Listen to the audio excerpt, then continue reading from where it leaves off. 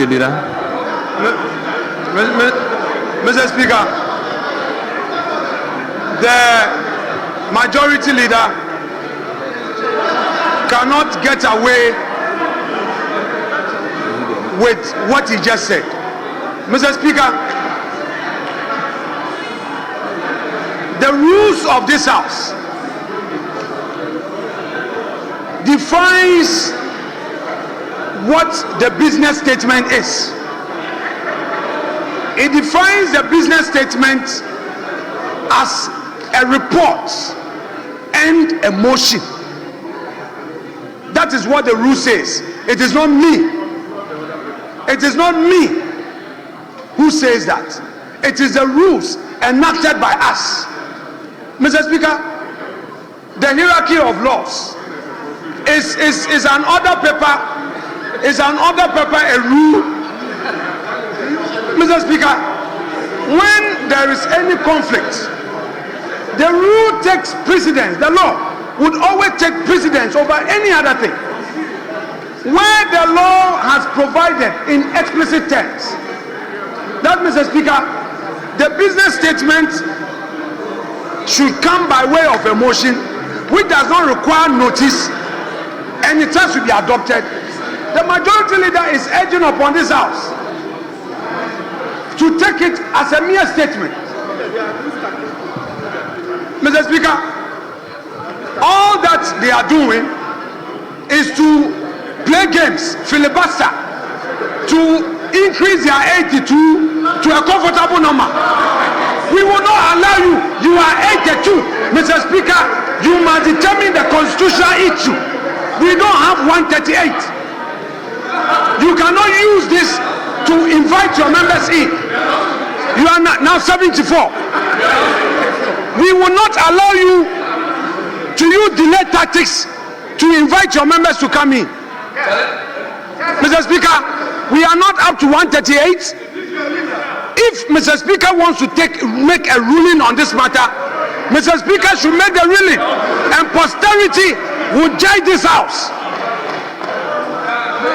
Yes, on this note, I'm being called upon to make a ruling. Let me hear Honorable Ahmed. If you don't want to go by the rules and the Constitution, yes, I will make my rulings. Mr. Speaker, I will make my rulings. Mr. Speaker, let me conclude.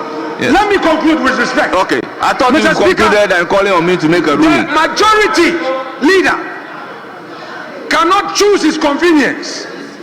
When it pleases him, he says Constitution. When it pleases him, he says now his authority is order paper. He doesn't depend on Constitution and the rules book. We challenge him with order 101A. He has not commented on it. He doesn't want to respond to it. All he says is order paper. Mr. Speaker, a constitutional issue has been raised. Honorable, you have to rule on it. Honorable, we are not 138. Honorable Minority Leader, are you done? I will proceed to give the floor to Honorable Ahmed Banda, Minister for Local Government. You have the floor. Minister for Local Government, you have the floor. Thank you. Thank you. Hey, what I do? What I do? Honorable Ahmed Banda, you have the floor. Mr. Speaker, for the opportunity. Oh, Mr. Speaker, at least. Won't you sit down? Hey, won't you sit down? Please sit down. My friend, sit down. It's okay. Honorable John Dako, I recognize Honorable Banda, but not you. Mr. Honorable Speaker, Banda, you have the floor. Thank you, Mr. Speaker. Mr. Speaker, with respect. Honorable Asafo, Ajei, will you resume your seat? Mr. Speaker, with respect, it is the responsibility of the leadership of the House, including we, the former leaders, Mr. Speaker, to support you to bring order in the House. Mr. Speaker, Parliament is a very serious House, governed by rules and procedure. Mr. Speaker, today today, from cabinet, most of we the cabinet ministers, after sitting in cabinet, Honorable Aruna Idrisu, Honorable Mutaka, Mangul Self, and other colleagues moved to this house. Mr. Speaker, because of sitting in parliament, we close at 2. Mr. Speaker, we've come to debate just business statement for 2 hours. Mr. Speaker, and the accusation is that Mr. Speaker, the accusation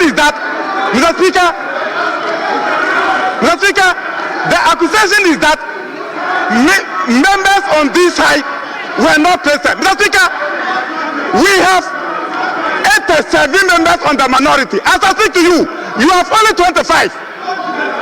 Mr. Speaker, how can we come and sit here? 25 of you, when we have 110 members on the majority side. Mr. Speaker, for you to let us use 2 hours in debating business table, when you know the correct thing to do. Yes, wait. Mr. Speaker, for the records and for the standing orders, we were on that side. Hey, Master, will you sit down? No.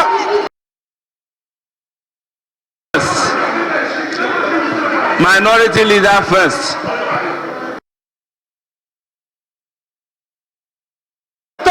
Subject to the recommendation, then we move on.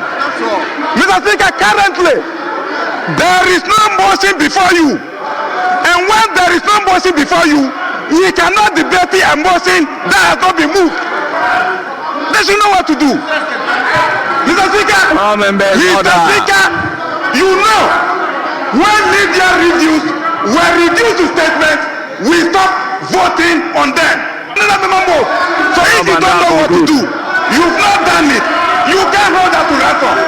Mr. Speaker, I'm a minister responsible for local government, chieftaincy, and religious affairs. From 2 o'clock, I'm sitting here, debating business sector. On that note, Mr. Speaker, so long as there's no motion before you, just move forward. Let's adopt the report. Honorable Asafo, if your leaders are asking you to sit down, please resume your seat. Why? At least if your whips are asking you to resume your seat, resume your seat. If you won't listen to me, listen to your whips.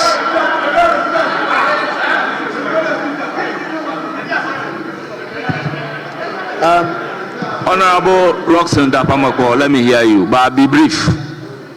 Speaker, I'll be very brief. Speaker, within the terms of Order 122, the minority leader put out some figures regarding my membership on the floor. Speaker, please.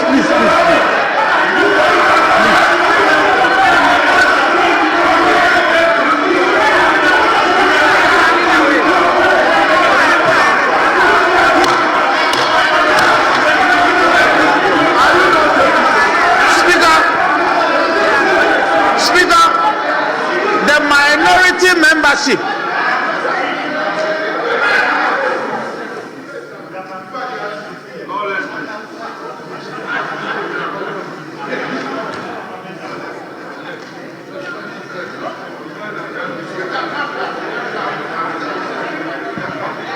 Honorable members, if things continue this way,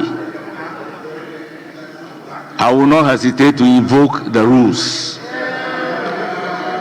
by calling on you to either walk out. If you refuse, I would invite the marshal to walk you out.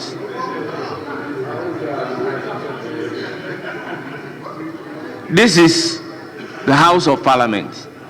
It must not be so disorderly. The disorderly conduct is becoming too much. We are honorable members. Yes, Honorable Habib. No, you haven't finished. Honorable Roxanne is on the floor.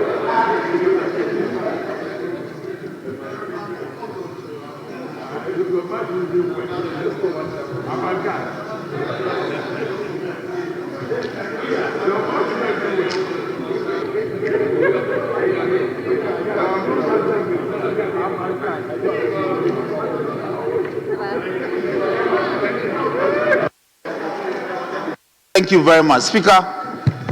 I'll be very...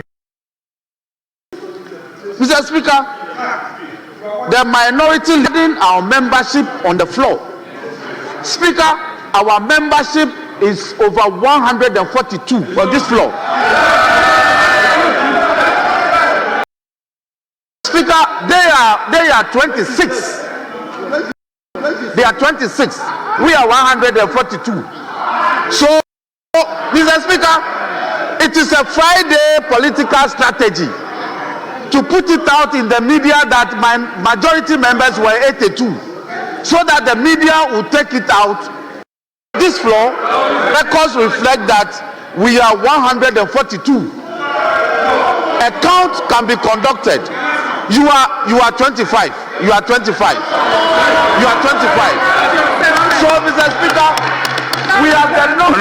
Honorable member, if you want to know the actual number in the House, as Speaker, I know how to do. I'll call on the clerk to do the counting. Mr. Speaker, so I will not allow your number 82 to stand. So the media, the majority members, we are 82. We are 122. He is able and capable of leading and we did that yesterday, Mr. Speaker. Yes, honourable members, as indicated, the Speaker is here to take the chair. Okay, thank you, Mr. Speaker. I think we won't have any difficulty with honourable members. We will have to defer the Committee on Education. This, as you all know, is an administrative function. It's not something that should be done on the floor of the House. But the way the deliberations has gone on, it has left not only members, but our constituents a bit unclear about how we conduct things in the House. So this is an attempt to clarify the issue and to bring finality to the matter raised by the minority leader. Honourable members, the Clerk to Parliament received the proposed motion on the 28th of October 2025. As I said, it's a proposed motion. And so it's couched in the form of a motion by the minority leader, as required by the standing orders. It was forwarded to my office the same day. That's the 28th of October 2025. My office at the Secretariat received it, and it was later transmitted to me.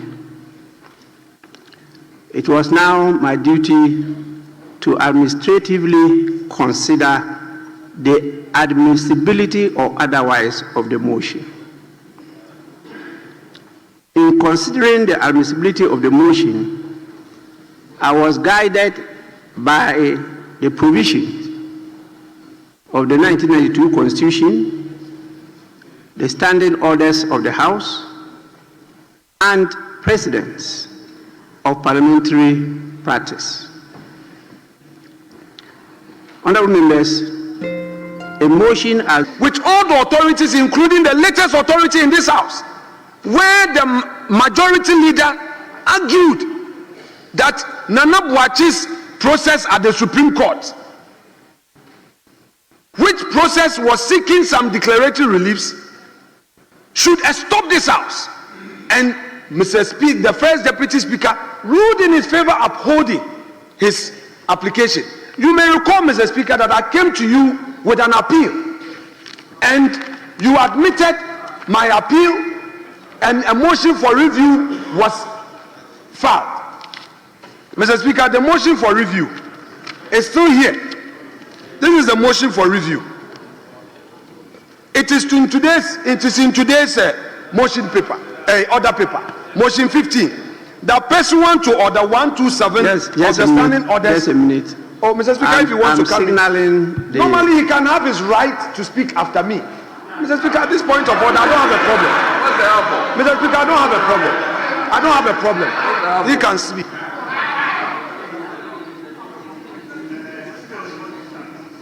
Mr. Speaker. Honorable Majority Leader. Yeah, just Mr. a Speaker. minute. Mr. Speaker. Just a minute. Minority Leader, I've given you all the space of it.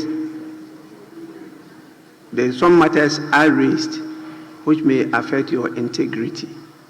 That's why I gave you the space.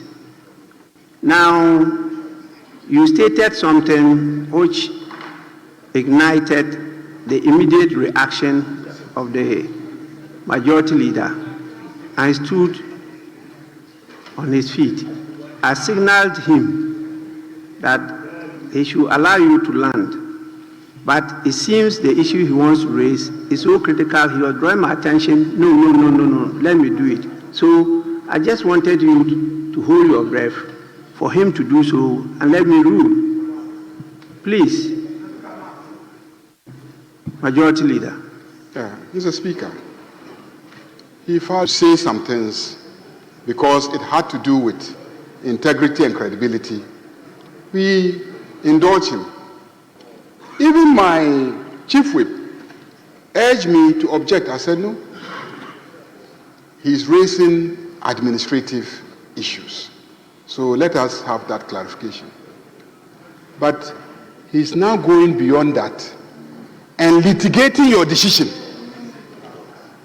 He is litigating your decision. He is arguing points of law in relation to your decision. To clause 3. If that is where you've got into, then I'll call on the chairman of the committee to move the motion for amendment of that clause. Thank you, Mr. Speaker. Mr. Speaker, clause 3, amendment proposed. Oh, are you the chairman of the committee? Mr. Speaker, my chairman is not available and permission has been sought for me. He asked. Oh, permission has been sought for you. And it was granted by my... Yes, First Deputy Speaker. Yes, the clauses here were deferred clauses. So we've done